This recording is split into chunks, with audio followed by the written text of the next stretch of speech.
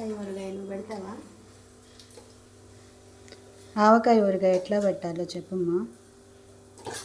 కిలోకి 1/2 కిలో ఉప్పు, 1/2 కిలో కారం, 1/2 కిలో మెంతిపిండి, ఆవపిండి 2 కలిపి 1/2 కిలో.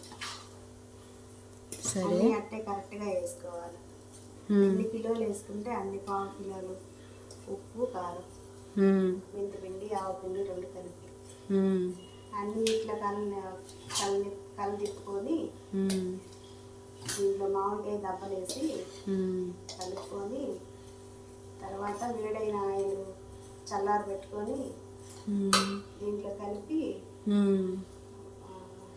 ఒక గిన్నెకి తీసి పెట్టుకొని తర్వాత 3 రోజుల తర్వాత మళ్ళీ కలిపెట్టుకొని టేస్ట్ చూసుకోవాలి. ఆయిల్లో ఏమేమి వేసావమ్మా? ఆయిల్లోనా ఆవాలు,